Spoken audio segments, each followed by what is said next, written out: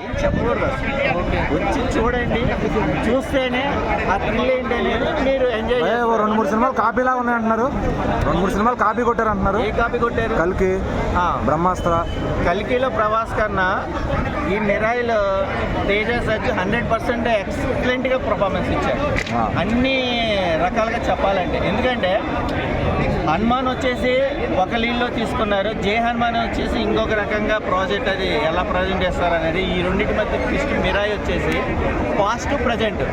పాస్ట్లో ఏంటి జై శ్రీరామ్ ఆయన ఏం చేశాడో నేను చెప్పక్కర్లేదు.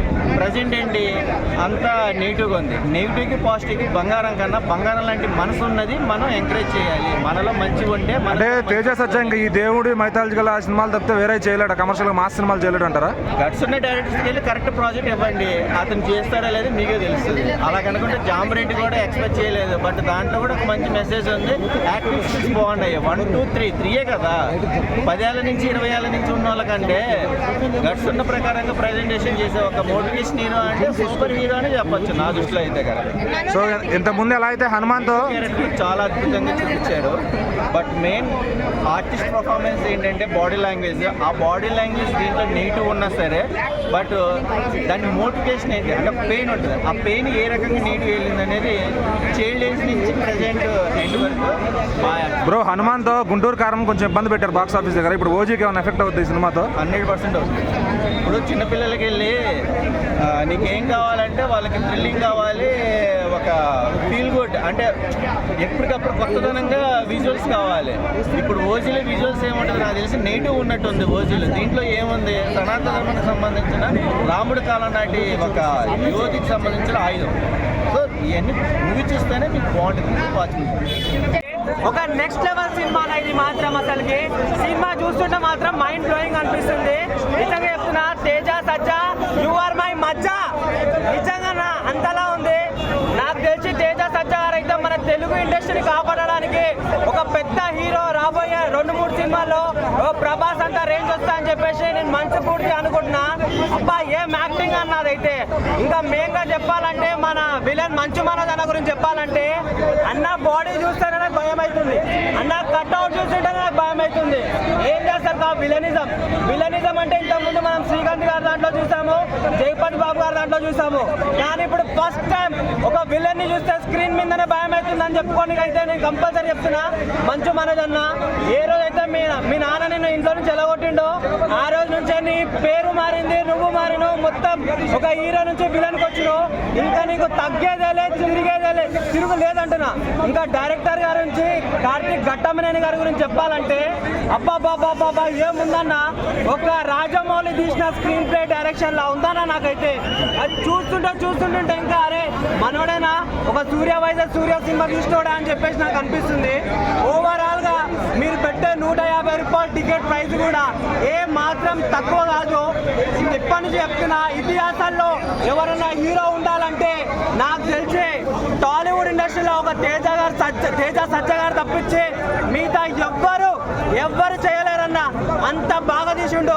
ఇంతకుముందు మనం హనుమాన్ సినిమా చూసినాం. హనుమాన్ సినిమా బాస్ సినిమా, ఇది అంటే రాముడు సినిమా అంటే ఇంకో నెక్స్ట్ లెవెల్ ఉంది. నాకు తెలిసినంత వరకు అయితే పాన్ ఇండియా మూవీ హీరో అయితే ఎప్పుడు అయిపోయాడు హనుమాన్ మూవీ నుంచి. ఇంకా నెక్స్ట్ చాలా పెద్ద హీరో అవుతాడని చెప్పేసి మనస్ఫూర్తిగా కోరుకుంటున్నా. చాలా పెద్ద సినిమా అన్న ఇది మాత్రం. ఒక సూపర్ యోధా మూవీ, ఒక మిస్టికల్ ఫిక్షనల్ మూవీ. అంటే మన పురాణాలని మన ఇతిహాసాలని బేస్ చేసుకొని ఒక ఫిక్షనల్ రూపంలో మనకి అందించడానికి ప్రయత్నం చేశారు కార్తీక్ ఘట్టమనేని గారు. And it work wonders. నేను నిజంగా చెప్తున్నా, సినిమా మాత్రం చాలా అద్భుతంగా ఉంది. అండ్ మెయిన్ థింగ్ ఏంటి అంటే క్లైమాక్స్లో పోస్ట్ క్రెడిట్స్ మిస్ అవ్వకండి. టైటిల్స్ పడిపోతున్నాయి కదా అని సినిమాలోంచి లేచి వెళ్ళిపోకండి. నేను అది స్పాయిలర్ ఇవ్వను. ప్రస్తుతానికి అయితే నేను ఆల్రెడీ సోషల్ మీడియా చెక్ చేశా, ఎవ్వరూ ఎక్కడ ఇంకా పెట్టలేదు. సో నేను కూడా పెట్టను. ఒక బ్యూటిఫుల్ సర్ప్రైజ్ ఉంది, షాకింగ్ సర్ప్రైజ్ ఉంది. మీరు ఆ పోస్ట్ క్రెడిట్స్ సీన్ చూసి షాక్ అవ్వకపోతే నన్ను అడగండి అప్పుడు వచ్చి. అంత బాగుంది పోస్ట్ క్రెడిట్ సీన్. చిన్న సీనే బట్ బ్యూటిఫుల్. అంతే, మీరు షాక్ అవుతారు, ఇదేంటి ఇది ఇంత సీక్రెట్గా పెట్టారు ఇంత సర్ప్రైజ్ని అని చెప్పి. అంత బాగుంది. అండ్ సినిమా విషయానికి వస్తే స్లో నరేషన్ ఉంది. స్క్రీన్ ప్లే అనేది స్లోగా వెళ్తుంది. స్టోరీ స్టోరీని మనకు అర్థం అవ్వడానికి, స్క్రీన్ ప్లే మనకు అర్థం అవ్వడానికి, ఆ వరల్డ్ని ఆ క్యారెక్టర్స్ని పరిచయం చేయడానికి స్క్రీన్ ప్లే అనేది స్లోగా నరేట్ చేయడం జరిగింది. బట్ ల్యాగ్ మాత్రం కాదు, అది ఎక్కడా ల్యాగ్ ఉండదు సినిమాలో, ల్యాగ్ అని మాత్రం ఫీల్ అవ్వద్దు.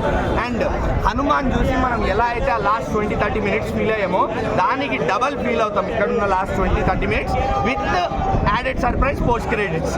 అది ఇంకా బోనస్, అంతే.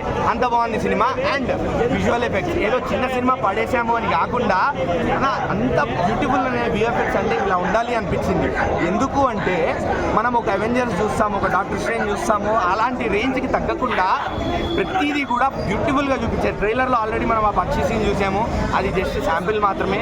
ఇక్కడ ఉన్న యాక్షన్ సీక్వెన్సెస్లో కానివ్వండి, మనల్ని రాముడికి పరిచయం చేయడం కానివ్వండి, అక్కడ ఉన్న రామ భక్తుల్ని చూపించడం కానివ్వండి, ఆ మైథలాజికల్ సీన్స్ ఏవైతే ఉన్నాయో, అక్కడ యానిమేషన్ ఏదైతే ఉందో, గ్రాఫిక్స్ పార్ట్ ఏదైతే ఉందో చాలా బ్యూటిఫుల్గా డిజైన్ చేశారు. అండ్ ఇలాంటి పార్ట్స్లో, ఇలాంటి మూవీస్లో బ్యాక్గ్రౌండ్ మ్యూజిక్ చాలా ఇంపార్టెంట్. ఆ బ్యాక్గ్రౌండ్ మ్యూజిక్ని నరికేశారు అంతే. హరి గారు చాలా చాలా బాగా తీశారు బ్యాక్గ్రౌండ్ మ్యూజిక్. విజువల్స్ అదే చెప్తున్నానా, విజువల్ ట్రీట్ ఇది, విజువల్ ట్రీట్. హనుమాన్ని మించిన విజువల్స్ ఇది. హనుమాన్ సినిమాకి మనకి విజువల్స్కి ఒక పరిచయం అయితే, ఈ పరిచయానికి ఇది ఇంకో నెక్స్ట్ మెట్టు. ఇలా మెట్టు ఎదుగుతూనే పోవాలి అని కోరుకుంటున్నాను నేనైతే మాత్రం. ఫిలిం చూసినట్టు మూవీ అయితే ఉంటుంది. చెప్తున్నాను కదా, అసలు లిటరల్లీ ఒక్కొక్కరి పెర్ఫార్మెన్స్ అయితే లాస్ట్ 15 మినిట్స్ అయితే మీరు అసలు సీట్లో కూర్చోరు, అంతటి గ్రూప్ అంతటి ఎలివేషన్స్ ఉన్నాయి. అండ్ మనోజ్ గారి పెర్ఫార్మెన్స్ నిజంగా ఇట్లాంటి క్యారెక్టర్ ఓరియంటెడ్ మూవీస్ మీరు చేస్తే మీ కెరీర్ గ్రాఫ్ చాలా బాగుంటుంది. అండ్ కార్తీక్ అన్న స్క్రీన్ ప్లే అసలు నెక్స్ట్ లెవెల్ అని చెప్పచ్చు. నిజంగా చాలా పవర్గా ఉంటుంది. ఒక్కొక్కసారి చూస్తే నిజంగా లాస్ట్ క్లైమాక్స్, ప్రీ క్లైమాక్స్ సీన్లో అయితే ఒక్కొక్కసారి భయం వేస్తుంది, ఎంత వైలెంట్గా ఉన్నాడని. కానీ దానికి ఒక పర్టికులర్ కాజ్ పెట్టాడు. వట్టినే విలన్ రోల్ ఈజీగా చూపించలేదు ప్రతి సినిమాలో చూపించినట్టు, బట్ ఒక పర్పస్ చూపించాడు. అండ్ మూవీలో ఇంకొకటి స్పెషల్ ఏంటిదంటే బీజిఎం అన్న, బీజిఎం అయితే హరి గౌరవ్ గారు ఏం తాగి ఉంటాడో కానీ నిజంగా అసలు నెక్స్ట్ లెవెల్. అండ్ మూవీలో 2 సర్ప్రైజ్ ఎలిమెంట్స్ ఉంటాయి. ఆల్రెడీ నిన్న లీక్ అయిపోయింది ప్రభాస్ వాయిస్ ఓవర్ది. క్లైమాక్స్లో ఇంకొక సర్ప్రైజ్ ఎలిమెంట్ ఉంటుంది, అది స్పాయిలర్ పార్ట్ 2కి లీడ్ ఉంది. ఒక సెలబ్రిటీ యాక్టర్ కూడా ఉన్నాడు, అది మీరు మూవీ చూస్తేనే తెలుస్తుంది.